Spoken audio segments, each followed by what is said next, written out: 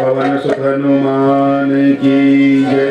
बोले व्यास भगवान की, बोले भागवत भगवान की। मान्यता है कि जब भी कोई नया काम शुरू करो तो सबसे पहले भगवान को याद कर लो। और आपके इस गांव में भी आज से विधिवत ये सप्ताह यज्ञ श्रीमद् भागवत का प्रारंभ हो रहा है। यही प्रार्थना करते हुए आइए सब जो है गणपति भगवान को याद करते हुए आगे चले, ताकि हमारे इस अनुष्ठान में, इस यज्ञ में, इस सत्संग में किसी प्रकार का कोई विघ्न ना आए। यही प्रार्थना करते हुए गजानन भगवान को याद करते हुए चले। बोले गजानन भगवान की गणपति रख लाज मेरी, गणपति अपनी शरण में कीजिए, अपनी शरण गणपति रख लाज मेरी, गणपति अपनी कृपा कीजिए, अपनी कृपा कीजिए, रख गणपति सिद्धि विनायक हारी सुख कर्ण, सिद्धि विनायक संताप हारी सुख कर्ण, सिद्धि विनायक सुख कर्ण, संताप हारी दुख हरण। करो प्रार्थना मैं नित्यपति, करो प्रार्थना रख लाज मेरी, गणपति अपनी शरण में लीजिए,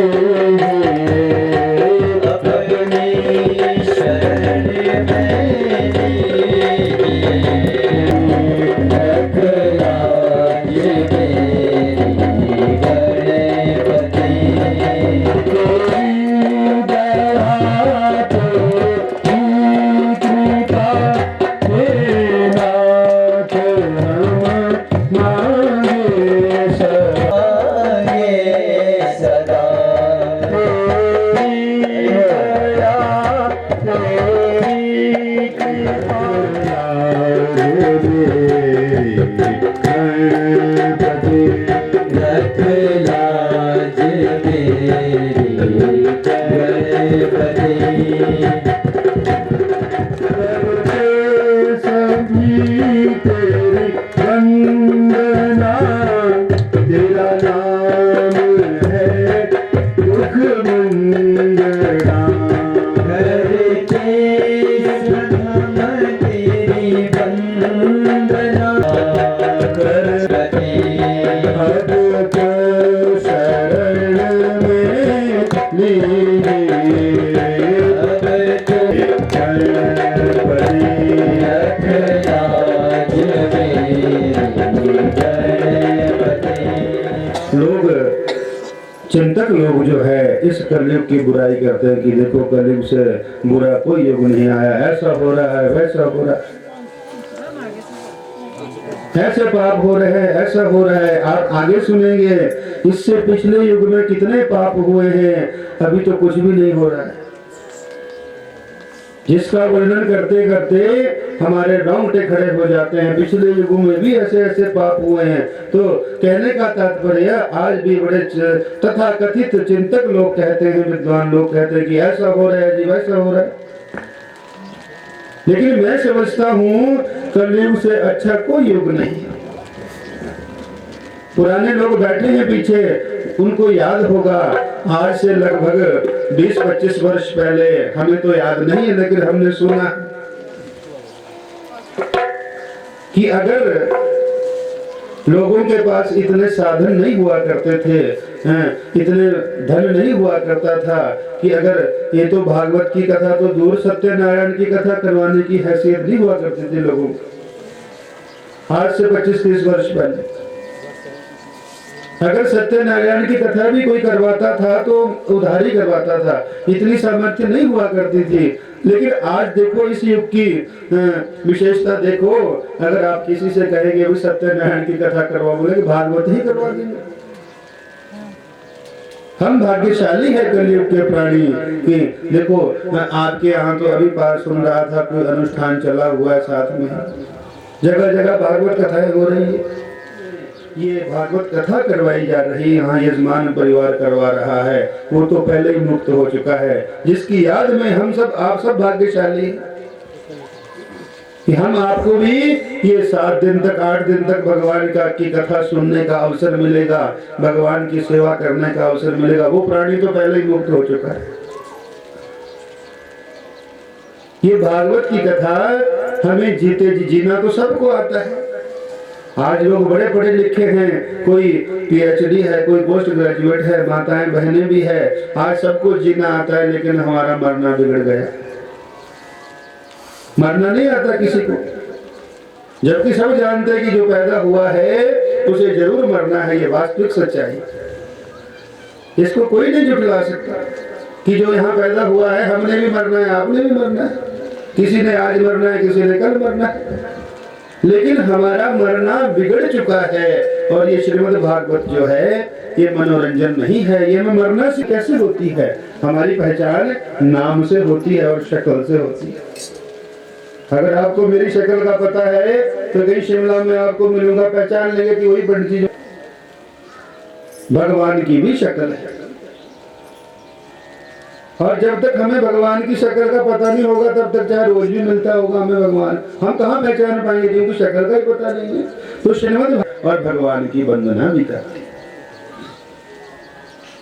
अभी आपको बता रहा था, अभी कोई भी काम करने चलो तो सबसे पहले भगवान को याद कर लो। चाहे कोई भी काम हो, कोई भी काम करते हो तो काम कभी सिरे नहीं चढ़ता।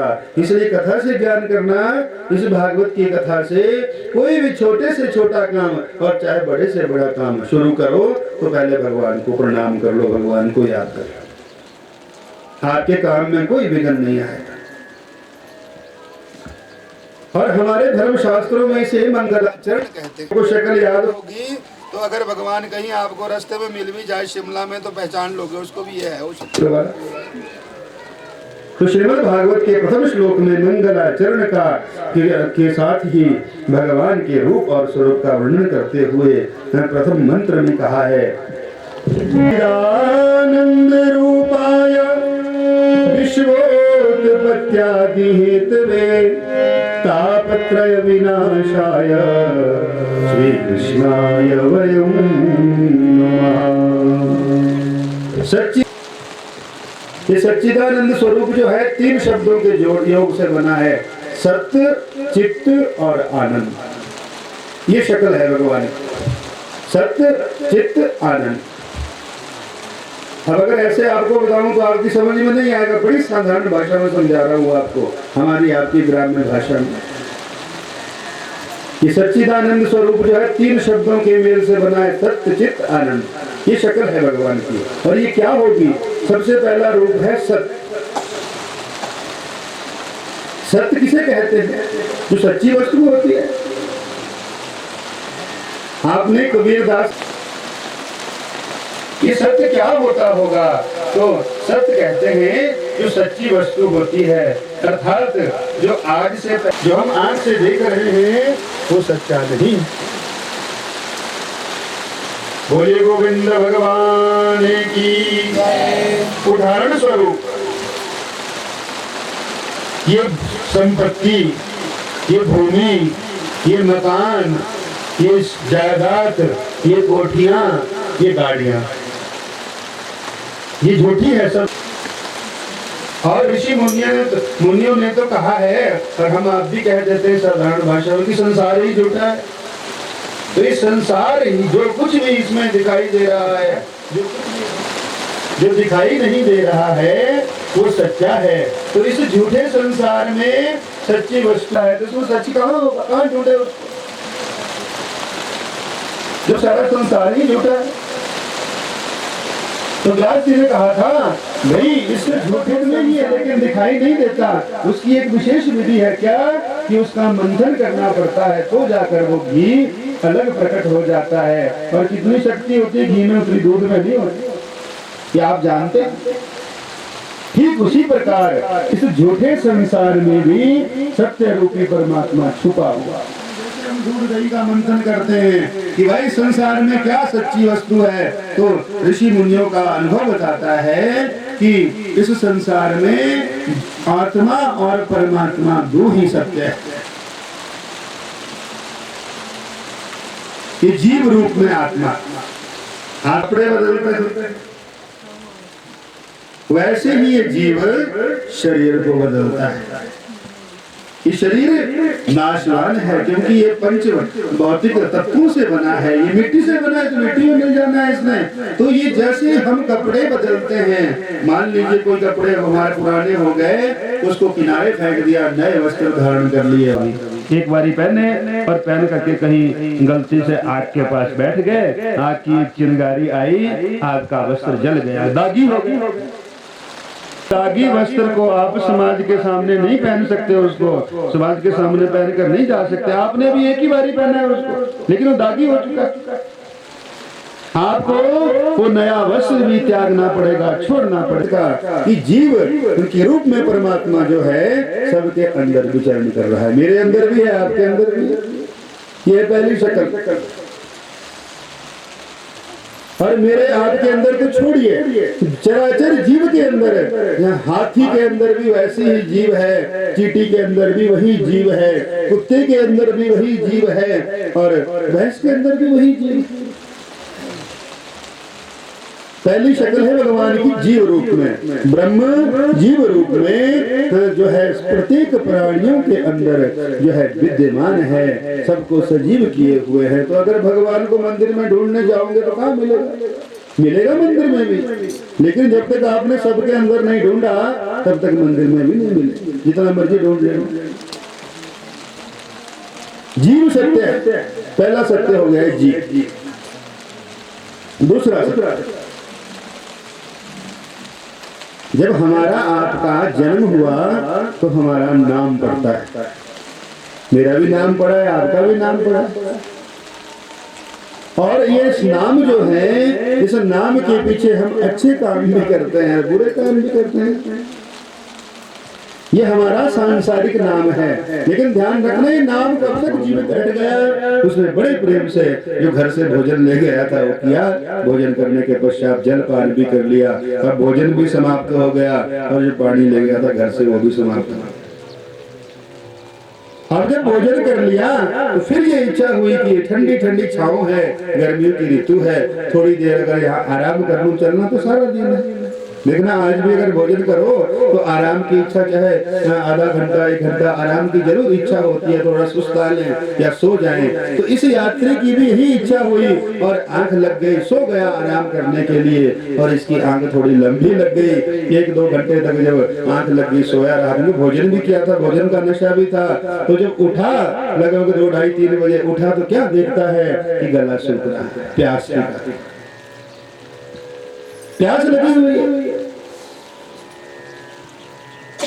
अब सोचने लगा क्या करूँ, घर से तो भूल गए रिश्तेदारी का। अब उस जंगल में जल की खोज करने लगा, जल ढूंढने लगा। देखना गर्मियों में जल होता भी बड़ा कम है, सारे जंगल छान मारा लेकिन कहीं उसको जल नहीं मिला। अंत में जाकर के एक कुआं दिखाई दिया दूर से। सारा जंगल छान करके जब कहीं जल की प्राप्ति नहीं हुई तो जब थक हार गया तो हारते हारते एक दूर कुआं दिखाई दिया, बड़ा प्रसन्न हो गया, जान गया उसको बुझाना, और जहां जाना था वो भूल गया, लक्ष्य भूल गया अपना। अब तो जल ही इसका लक्ष्य हो गया। तो अब विचार कर रहा है इस कुएं में पानी तो है लेकिन बहुत नीचे, कैसे अपनी प्यास बुझाऊं। तो अपने बुद्धि विवेक का प्रयोग करने लगा, अपना दिमाग चलाने लगा। आज की भाषा रस्सी तो नहीं थी, जल निकालने के लिए रस्सी तो नहीं थी, तो ये टहनी लटकी हुई थी। विचार किया इसने कि इस टहनी ऊपर तो आ नहीं सकती। ये विचार किया इस टहनी को पकड़ कर नीचे जाऊंगा। अब जल को देख रहा है नीचे, लेकिन पहुंच नहीं पाया। अब ऊपर आने का प्रयत्न करता है, ऊपर नहीं आ सकता, लटका हुआ है बीच में। तो अब जब नीचे को देख रहा है जल की ओर, तो क्या दिखाई दिया है इसको कि उस कुएं में एक बड़ा विशाल अजगर अपना मुंह फैला कर बैठा, इंतजार कर रहा है उसका कि भाई आ जरा नीचे, मैं भी करता हूँ तेरा मैं। तो अब जब बड़े गौर से देखा तो अब जल भी भूल गए, अब जल भूल गया। अब उस अजगर को देख रहा है कि भाई ये तो मेरा इंतजार कर रहा है, नीचे है, अब लटका हुआ है, अगर नीचे गया तो ये तो इसके मुंह में जाऊंगा सीधा, ऊपर आ नहीं सकता। सूत जी कह रहे स्वर्ण का दृश्य बीच में लटका हुआ है, नीचे भी अजगर कुआ है, इधर एक तरफ खाई है, एक तरफ कुआ है, तो नीचे अजगर है, ऊपर आ नहीं सकता। अब सोच विचार करके ज्यादा होशियारी भी अपने को मार जाती है, इसलिए ज्यादा बुद्धि का प्रयोग नहीं करना चाहिए कभी। ये बुद्धि षड्यंत्रकारिणी है।